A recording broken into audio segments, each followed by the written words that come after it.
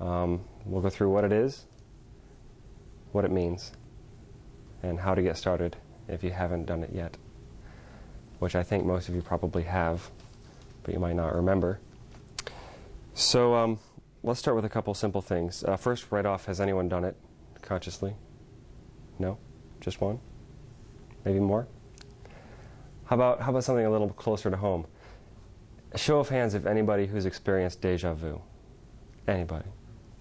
That would be 100%. Deja vu is like remembering a prophecy at the very last minute, right? Has anyone here experienced something a little more complex, like you knew something was going to happen before it did? You know someone's going to say something before they do. You know someone's going to walk in the room before they do. You know the next song on the radio. Doesn't surprise you. None of these things are scientifically possible. During war times, we're in a wartime, a lot of times there's just overwhelming reports of loved ones who are separated by the war. Something happens to one, the other one knows it immediately. Wakes up in bed, saw the whole thing. Intimately connected people often share a lot of the same emotions. Just look at twins. It's pretty common. Dreams that come true. All of these things point to the existence of a body beyond the physical one. A body that not only is not local, that is shared throughout space, but often cases time as well. Just as these things are possible and documented, so is astral traveling.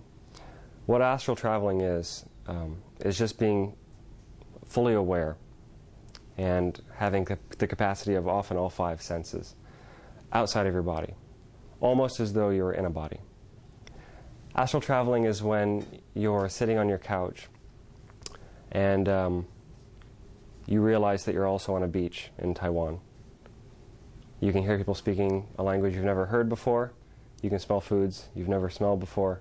And you can learn a lot about other cultures, peoples. You can learn a lot about a lot when you're no longer confined to your body.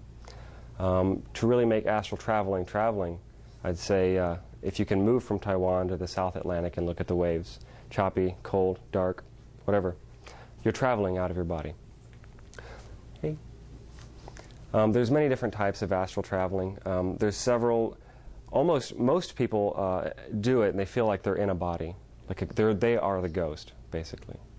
They can walk through walls, they can feel the walls gently, like smoke. And there's usually a cord that connects them to their body, called the silver cord. Personally, I've never experienced the cord. I don't feel like I'm missing out. But I always know where my body is, so it's okay. There's also a type of traveling outside the body where it's purely mental. It's almost like a thought enters your mind that you're somewhere else, and you can pick up details about that somewhere else that you never would have dreamt of. That's where you begin to cross the line into like remote viewing. Has anyone ever heard of remote viewing? It's basically a study of taking in perceptions from somewhere else, okay, and putting them together. So that, again, is being outside your body, but a lot less acute. So these are all different types of out-of-the-body experiences. Believing in astral traveling is important to doing it. If you don't believe it, I promise you can still do it, but you just won't believe it. Okay? You can do something, and as long as you doubt it or say it never happened, that's fine. I can't make anyone believe. But that is the first step, is to believing it's possible.